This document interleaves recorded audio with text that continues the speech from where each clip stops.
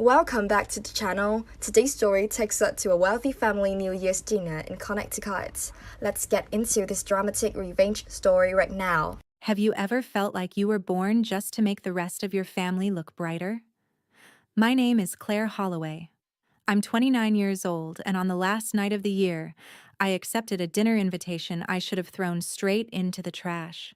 The envelope was thick, cream-colored, expensive in that old money way people use when they want cruelty to look elegant. It arrived at my apartment in Boston with no handwritten note, no warmth, just a printed card inviting me to New Year's dinner at the family conservatory in Connecticut. I stared at it for a long time because my body remembered before my mind did. That house had a way of smiling at me while sharpening the knife behind its back. I told myself I didn't have to go. I told myself I was too busy, too tired, too old to keep walking into rooms where love always came with a performance review. But then I made the mistake I always made with them. I let one small, stupid piece of hope survive. Maybe this time they just wanted one peaceful dinner. Maybe this time I wouldn't be treated like the family defect wheeled out for comparison. Then I remembered being 23, standing in that same glass room while everyone toasted my sister's promotion, and my father casually asking me in front of 12 people whether digging through dead people's paperwork was a real career or a hobby I'd eventually outgrow. I still went. I put on a black dress, pinned my hair back, and drove through the cold with my jaw tight and one thought I couldn't shake. If they had invited me out of pity, then they had badly misjudged what I was still capable of carrying out of that house. Before I tell you what he said, and what happened after I walked out, tell me, what time is it for you right now, and where are you watching from? I'm curious to see how far this story will travel. By the time I pulled into the long gravel drive, the sky was already turning that dark blue winter color that makes expensive houses look theatrical. The conservatory sat off the main house like a jewel box built to impress strangers, all glass walls, iron beams, and soft golden light warming the rows of potted citrus trees inside. It should have looked beautiful. To me, it looked like a museum exhibit for every humiliation I had learned to swallow with a straight back. The second I stepped in, the scent hit me first.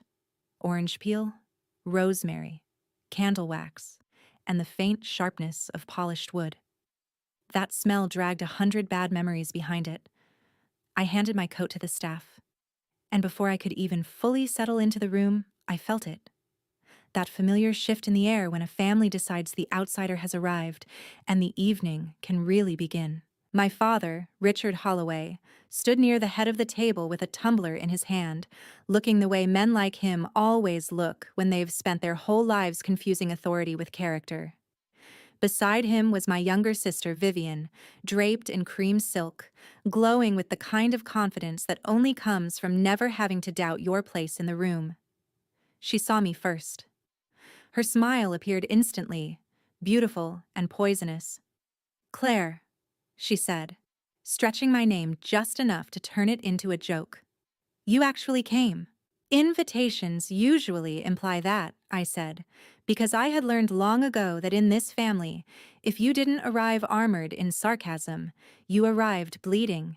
My father gave me a slow once-over, not crude, not obvious. He would never be that sloppy, just enough to remind me that in his mind I was still being assessed. "Good," he said. "For a moment I thought Boston had finally taught you how to avoid unwinnable situations." That was his gift. He never shouted first. He preferred precision. Vivian laughed softly, like the line had earned it. Around them, a few of their guests smiled into their glasses and pretended not to notice what was happening. That was another Holloway family specialty. Public cruelty cushioned by private manners. Dinner was arranged beautifully, of course. White linen, candlelight reflected in crystal, a long table that forced everyone to look toward its center, where my father sat like he was hosting a board meeting instead of a holiday meal. I took my seat and forced myself to inhale slowly. Why did I still do this to myself? Why was I still sitting down with people who had spent years treating every achievement of mine like a clerical error? But even as I asked myself that, I knew the answer. Because some wounds don't keep you trapped through pain.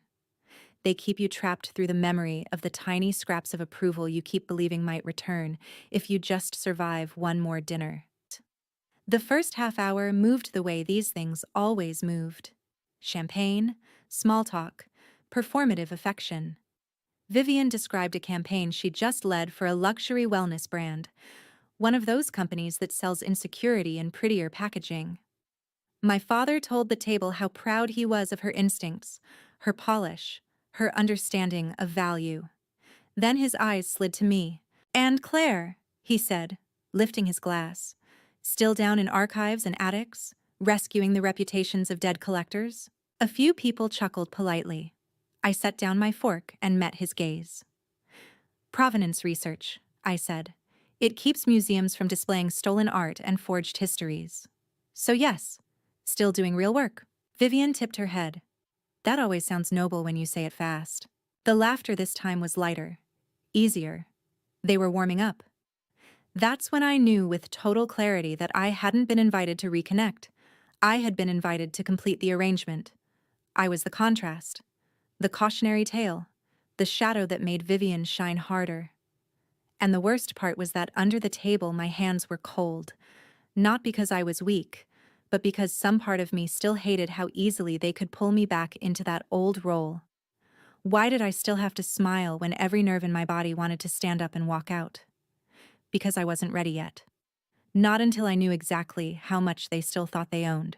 The real cruelty began with dessert, because by then my father had enough wine in his system to enjoy himself and enough of an audience to want to perform. A dark chocolate tart was placed in front of us, and Vivian had just finished a story about some private client weekend in Vermont when my father leaned back in his chair and looked directly at me. "You know," he said, "we only invited you out of pity. I told Vivian it would look bad if we started the year without including you at least once." Silence hit the table first, sharp, stunned, then immediately covered by the wrong kind of laughter. The kind that happens when people don't know whether they're allowed to be horrified, so they settle for amused. Vivian didn't hesitate. She lifted her glass, smiling into it. "Don't stay long," she said lightly. "I know this level of success must be exhausting for you to witness up close." There it was. The line from the hook, except worse in person because of how casually she delivered it. I felt something inside me go strangely still, not shattered, not broken, just very, very clear. My father looked pleased with himself. "You can't blame us for worrying," he continued. "Every family has one child who mistakes independence for drifting." That sentence might have landed a year earlier, maybe even 6 months earlier. But I had spent too much of my adult life building quiet things, knowledge, legal ownership, carefully documented history, to let two insecure people convince me I was the unfinished one. So instead of flinching, I smiled. Not warmly, not bitterly. Just enough to make Vivian narrow her eyes. What neither of them understood was that the cabin she had just mentioned in Vermont, casually, possessively, as if it were part of the family brand package, wasn't theirs. It had never really been theirs. My grandmother had left it to me specifically, and she had done so because she knew exactly what kind of people her son and granddaughter were when no one was watching. She used to say, "The only person in this family who knows the value of a thing is the one no one bothers to flatter." At the time, I thought she meant books and paintings and furniture. Years later, I realized she meant leverage. That cabin had become a stage for the two of them. My father had hosted discreet business weekends there, presenting it to investors like an extension of his stability. Vivian had used it for private brand retreats and invitation-only influencer gatherings, the kind that looked effortless online but hid a panic attack's worth of logistics underneath. Neither of them paid the taxes. Neither of them handled the maintenance. Neither of them seemed especially interested in the legal language that made the place mine. They only cared that I had been quiet enough to let them behave as if inheritance worked by personality. So while they kept talking, while my father compared Vivian's real ambition to what he called my taste for obscurity, I stopped hearing insult and started hearing evidence. Every cutting remark went into place like a file being indexed. Every assumption they made about my weakness became useful. Then Vivian leaned toward me, lowering her voice just enough to make it worse. "Be honest, Claire," she said. "Doesn't it ever embarrass you? Walking into rooms like this and knowing you'll never be the person anyone is actually waiting for? That would have destroyed me once." Instead, I looked at her and thought, "You really have no idea how dependent your life is on things you never bothered to understand." "You'd be surprised," I said. My father gave a short laugh. "That sounds almost threatening." "No," I said, lifting my spoon and finally taking a bite of dessert. "Just observant." For the first time that night, neither of them spoke immediately. It was small, but I felt it. The first hairline crack in their certainty. And right then I made the decision fully, completely, without the softness of doubt. I was done being the family sacrifice arranged decoratively at the edge of the table. If the people closest to me saw my competence as a threat, then maybe it was time they learned what happened when that threat stopped being polite. What do you do when the people who share your blood see your success not as something to celebrate, but as something to use, until they can humiliate you again? I already knew my answer. You stop asking to be loved correctly. You start closing doors legally. I left the table the moment coffee was served. Not dramatically. I didn't throw a napkin down. I didn't announce my pain. I simply rose, excused myself, and walked into the darkened library that connected the conservatory to the main house. The room was almost entirely still, lit only by a pair of brass lamps and the dying glow from the fireplace. It was the only room in that house that had ever felt remotely honest to me. Maybe because books are less exhausting than people who've learned how to smile while they diminish you. My phone was already in my hand before I sat down. I called Daniel Mercer, the only person outside my therapist who knew exactly how tangled my relationship with that family had become. Daniel wasn't family, wasn't a former boyfriend, wasn't anything complicated. Just my closest friend from graduate school and now an estate attorney in New York, who had, over the years, become the person I trusted when I needed both compassion and terrifying clarity. He picked up on the second ring. "You sound like you're calling from inside a very expensive murder mystery," he said. "I'm at New Year's dinner," I answered. "That bad?" "They invited me to mock me in person, so yes." His voice softened immediately. "Tell me." I did. Not all the details, just enough. The pity line. Vivian's sneer. My father making me the after-dinner entertainment. When I was done, there was a short silence on the line, then the kind of careful question only someone who really knows you can ask. "What are you trying not to say, Claire?" I looked toward the window. Beyond the glass, I could see the dark shapes of bare winter branches moving against the night. "I want to sell the cabin," I said. There, spoken aloud, it felt both brutal and clean. Daniel didn't rush to fill the silence, which is one of the reasons I trust him. "Because it's valuable," he said finally. "Or because it's the last place in this family that still hurts when you think about losing it." That hit exactly where it should have. The cabin was the last place I had ever been happy with them, or maybe more accurately, happy before I understood them. My grandmother teaching me to split kindling. Summer mornings on the dock. Books stacked by the window. A world that had once felt simple because she was still alive to keep it that way. Selling it would mean cutting more than property loose. It would mean accepting that nostalgia is not a strategy, and memory is not a legal defense. "I think," I said slowly, "I'm tired of using sentiment to subsidize people who would humiliate me for sport." "That," Daniel said, "sounds like the first honest thing anyone said to you tonight." I let out a breath that almost became a laugh. "Can I do it quickly?" "Yes," he said, "especially because it's clean. Title is yours, not shared. No trust complication. The question isn't whether you can. It's whether you're ready for what happens when they realize you're serious." I thought about my father's face when he said he'd invited me out of pity. Vivian's expression when she asked whether I was embarrassed by existing near them. I think they've confused access with entitlement for a very long time. That's not an answer. It is tonight. He was quiet a moment, then shifted into professional mode. We talked through what mattered. The buyer Daniel knew, who had been looking for a private Vermont property with no public fuss, the possibility of a fast sale if I was willing to price for speed instead of sentiment. The secondary issue, which was almost as important as the first, joint expense accounts still tied to my name from years of convenience, the cards my father and Vivian used for cabin supplies, utilities, event reimbursements, all of it rooted through structures they barely noticed, because I had always cleaned up the edges. Daniel reminded me I could close what was mine, not destroy, not tamper. Close. When I ended the call, I sat there with my phone in both hands and felt grief move through me in one clean wave. This wasn't the thrill of revenge. It was the ache of finally choosing freedom over the last object that still connected me to the version of family I'd wanted to believe in. Would you burn the final bridge to the people who hurt you if it meant you'd never have to crawl back across it again? I didn't know what other people would choose. I only knew what I was about to choose. I stood, returned to the conservatory, and found them exactly where I'd left them. Relaxed, entertained, careless. My father looked up first. "There you are," he said. "We thought you'd fled." "No," I said, taking my seat with a calm that startled even me. "I just needed a quiet room to make a decision." Vivian gave me a bored smile. "Should we be worried?" I looked at both of them and said, "Yes." The room changed instantly. Not because I raised my voice. I didn't.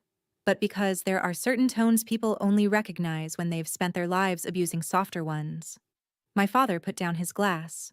Vivian's smile stayed in place a second too long, then slipped. "What exactly is that supposed to mean?" my father asked. I folded my napkin and set it beside my plate. "It means I'm selling the cabin." If I'd thrown a lit match onto the tablecloth, the reaction couldn't have been more immediate. Vivian inhaled sharply. My father's entire posture locked. One of the guests actually looked away, as if eye contact might make them complicit. "That's not funny," Vivian said first, and what struck me most was not anger, it was fear. "I'm not joking." My father leaned forward, voice low and dangerous now.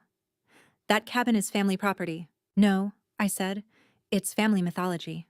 Legally, it's mine." He opened his mouth to object, but he knew better. He'd signed the probate papers. He'd seen the deed. He'd just spent years behaving as though confidence could overwrite documentation. "You wouldn't dare," he said. That line almost made me smile. Wouldn't dare. As if courage were still the question. "I already have," I replied. "I made the call tonight." Vivian stood so abruptly her chair scraped against the floor. "Claire, stop. Stop being insane for 5 seconds and think. That property isn't just some random asset. People are booked there. I have spring clients." "Then perhaps," I said, "you should have considered that before treating the owner like a family mascot you could humiliate in public." My father rose more slowly, but he was angrier than Vivian in a colder way, which meant more dangerous. "You vindictive little fool," he said. "Do you have any idea what you're interfering with?" Finally, there it was. Not grief, not outrage over lost memories. Money. "A financing arrangement?" I asked. His expression changed just enough to confirm it. I had suspected, but not known. Now I knew. He had been using the cabin as an informal showpiece while trying to secure a new round of funding for one of his business expansions. Not a direct collateral structure, perhaps, but close enough to make its loss humiliating and materially damaging. He'd built confidence around an asset he didn't own. Very Richard Holloway. Vivian, on the other hand, shifted tactics instantly. Tears filled her eyes so fast they almost deserved applause. "You're doing this because you hate us," she said loudly, for the benefit of everyone listening. "Because you can't stand seeing anyone else happy." "No," I said. "I'm doing this because you've both mistaken my patience for permission." She actually laughed through the tears, a brittle, disbelieving sound. "You think this makes you powerful?" "No," I answered. "I think legal authority makes me powerful. This just makes that visible." My father slammed one hand against the table hard enough to rattle the silverware. "If you do this, don't expect to remain part of this family." That would have hurt once, too. But threats lose force when they offer to take away what has already been withheld for years. "You invited me here out of pity," I reminded him. "Vivian called me a failure. You both made it very clear what my place is. I'm simply adjusting my assets to match your honesty." Vivian's tears vanished. In their place came something uglier. "You miserable, jealous—" "Careful," I said quietly. "Or what?" I held her gaze. "Or I start saying out loud why you really need that cabin so badly." That landed. Her face lost color. Because unlike my father, whose need was ego tied to money, Vivian's need was more fragile. I knew enough, through one of those accidental family leaks that happen when people assume you're invisible, to understand she had been using the cabin for off-book client hospitality, tied to a campaign already under internal review at her firm. Nothing scandalous enough to be criminal, plenty compromising enough to be career-damaging if the wrong person started asking why certain private strategy retreats never appeared in official expense records. My father turned to her, surprised. "What is she talking about?" Vivian shot back. "Nothing. She's bluffing." But she didn't sound like she believed it. I reached into my bag then, not for drama, but because I had made one more decision while I sat in that library. Before returning, I had opened my phone, set it to record, and tucked its screen down into my clutch. Not because I planned to post it, not because I needed content, because after years of being treated like the unstable one, I wanted the truth preserved in their own voices for once. My father stepped closer. "Listen to me very carefully," he said. "You will call whoever you called, and you will stop this. Tonight." "No." Vivian came around the table, not crying now, furious. "Do you know what people will say when they hear you sold Grandma's cabin to strangers? Do you understand how disgusting that makes you look?" I stood too. "That depends who tells the story first." Her eyes flicked involuntarily to my bag. "Good. Let her wonder." My father's tone turned icy. "If you walk out of here with this plan, I will make sure you never use this family's name, contacts, or support again." I almost pitied him then. A man so used to inherited deference that he still believed exile worked as a punishment on people who had already survived neglect. "You can keep the name," I said. "I'll keep the deed." Then I picked up my coat and left them standing there, him enraged, her unraveling, both of them finally understanding that the person they had invited to humiliate had spent the entire evening measuring precisely how much damage their contempt had left exposed. The hook they thought they had over me was love. The real hook had always been paperwork. The next 7 days were the cleanest week of my adult life, emotionally brutal and logistically efficient. That was the only way I could survive them. The morning after the dinner, I met Daniel's buyer by video call, a widowed novelist named Eleanor Price, 62, practical, unbothered by Holloway family mythology, and more interested in whether the lake froze cleanly in January than in any sentimental speech I might have made. She had wanted a retreat property for years, somewhere private enough to write and near enough to town for emergencies. She loved the library wall, the dock, the old stone fireplace. She did not care whose name the place once carried. I liked her instantly for that alone. We moved fast. Price set for discretion. Inspection waived except for the essentials because she was buying the piece, not the fantasy. Every document Daniel sent over felt like a blade cutting through old illusions. Title confirmation, sale agreement, tax allocation, transfer timeline. I signed electronically from my apartment in Boston with a cup of coffee at my elbow, and my grandmother's photograph turned face down on the desk because I couldn't bear to look at her while I did it. Not because I was ashamed, because I missed her too much. Every time I signed, a memory rose with it. Summer on the dock, reading by the stove.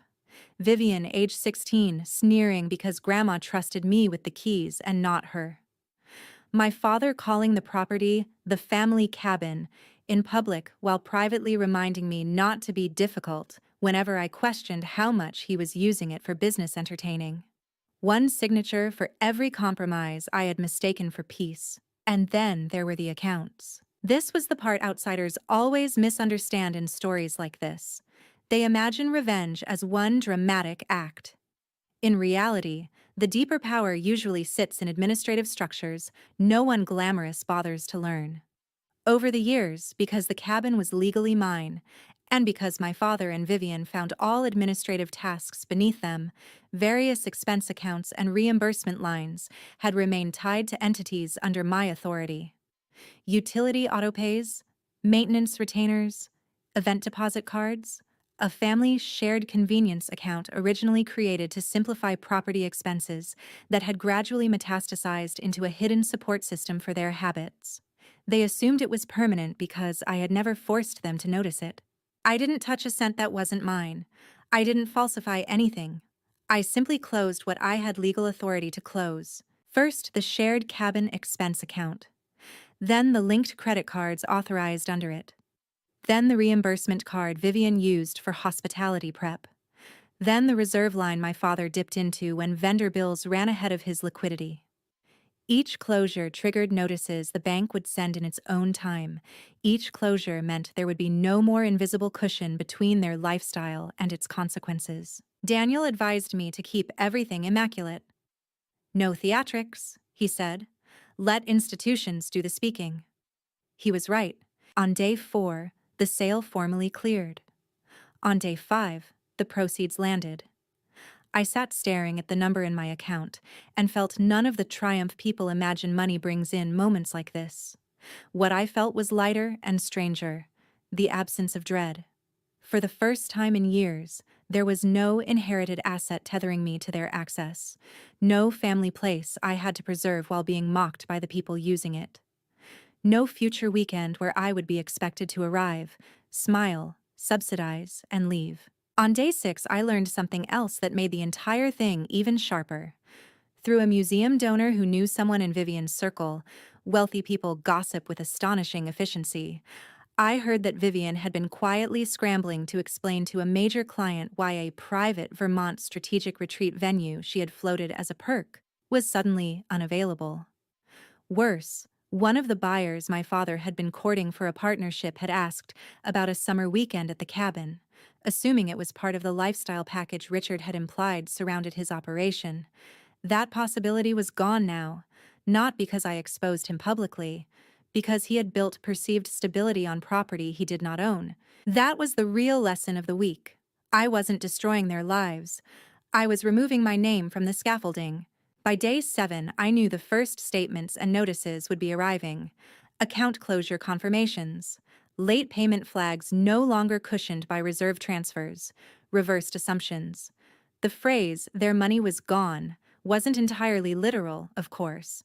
They still had money. What was gone was the hidden structure that made them feel richer, safer, and more in control than they actually were. And the most satisfying part? They knew something was happening. But not all of it. My father called 3 times. Vivian called 9. Voicemails ranged from threats to bargaining to carefully worded outrage dressed up as concern. I saved every one. I responded to none. Some people think revenge is loud. My favorite kind is administrative. It arrives in white envelopes, bank notifications, and the dawning realization that the person you treated like a footnote was, in fact, your buffer against reality all along.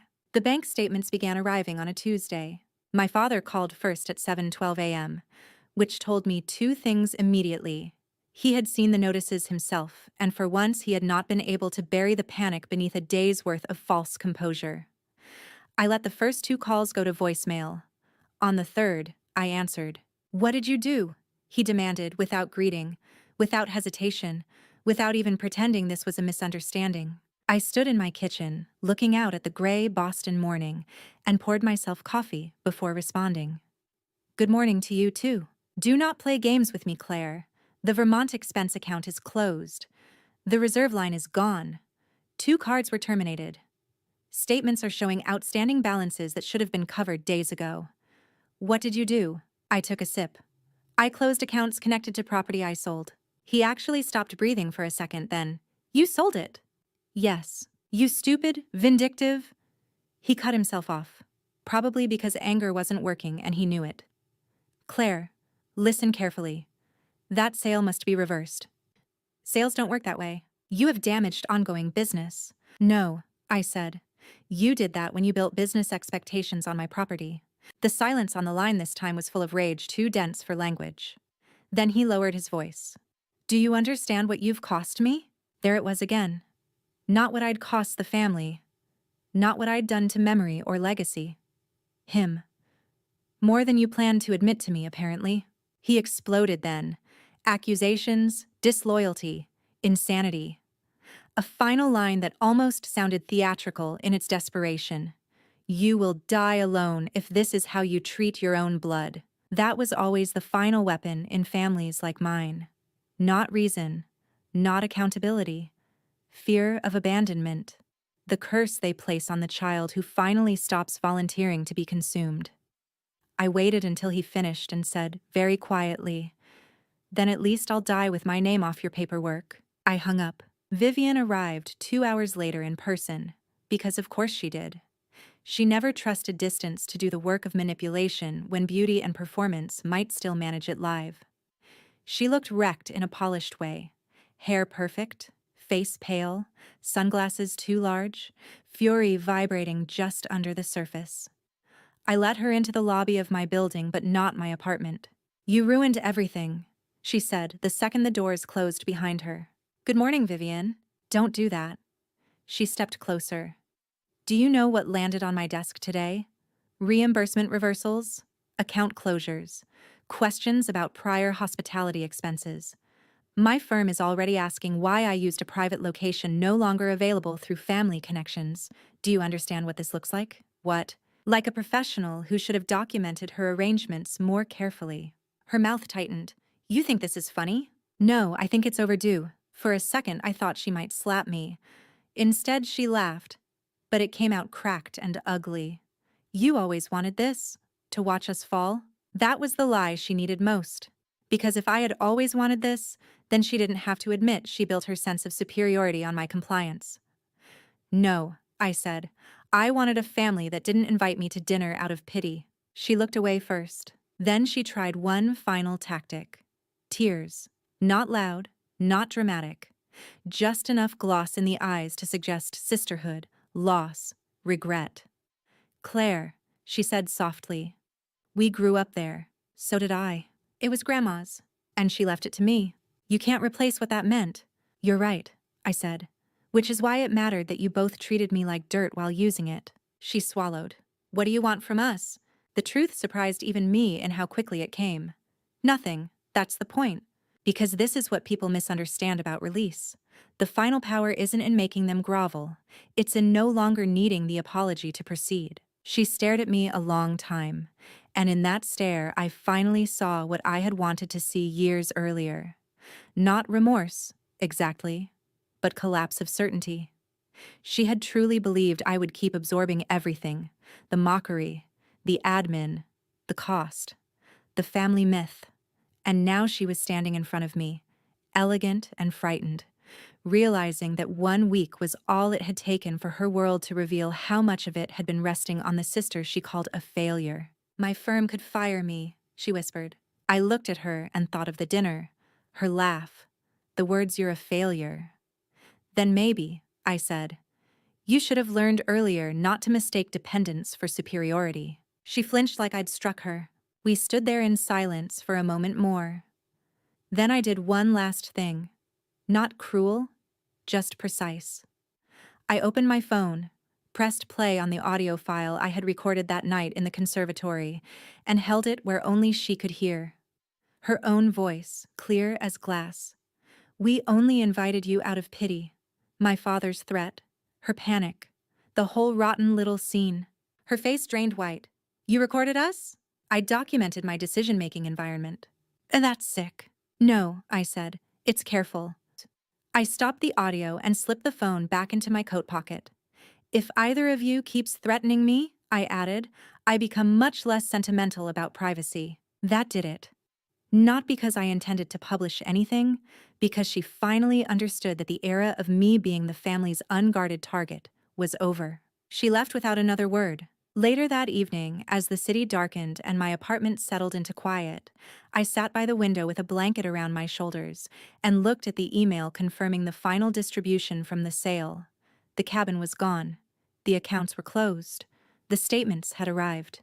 Their money wasn't truly gone, not every dollar. But the borrowed stability, the hidden access, the confidence they wore like inheritance, that was gone.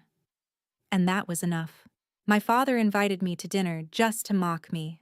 1 week later, the family cabin was sold, the joint accounts were closed, and the bank statements started arriving.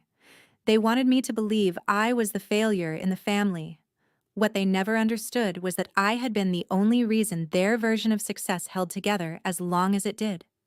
So tell me this, when family only loves you as long as you stay useful, do you still call it loyalty if you leave?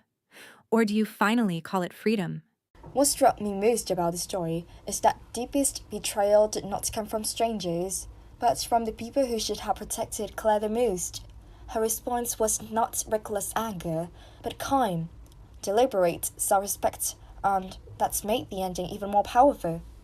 I think that is what stays with you. What about you? If your own family kept humiliating you, would you walk away quietly, or would you make them face the consequences?